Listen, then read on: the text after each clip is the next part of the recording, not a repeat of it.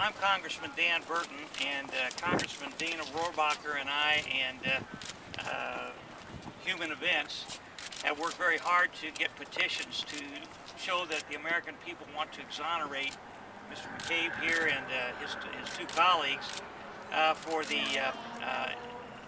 court-martial that they're facing right now. These Navy SEALs were apprehending a terrorist murderer, and they're being accused of roughing him up. Give me a break.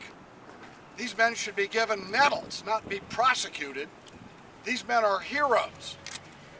These men will not be treated in this way without a rise of outrage among the American people. And that's what we are here today to do. Our government is taking the word of a terrorist and attacking our defenders. President Obama has to understand this is very symbolic of his administration. What he does to these Navy SEALs will be taken as a symbol of his commitment to the security of the United States of America. And he is failing that test right now. We're going to follow this through till these heroes get off and get their just rewards, which is not a prosecution or something like that, but instead a medal, a commendation for taking down this terrorist. Make sure I understand. I'm Craig Whitlock with the Washington Post. My understanding is that your client and the other two SEALs had asked that this go to court-martial because the military was trying to pursue this administratively because they wanted to clear their name. At the same time, we're hearing the congressman saying it should be canceled. Is that what you really want? Yes, sir, that's a really good question. That is what we really want. The process that they were being subjected to before they were referred to court-martial was something called Article 15 non-judicial punishment, or in the Navy it's called mast. Mast, traditionally and still today, is based on a presumption of guilt.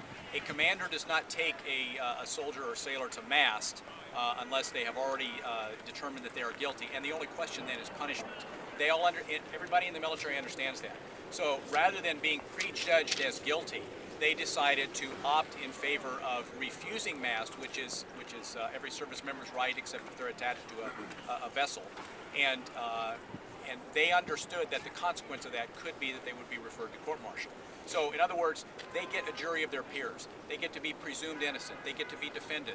There's cross-examination. All of the constitutional rights apply. All of those do not apply at mast or non-judicial punishment. So that's what they opted for.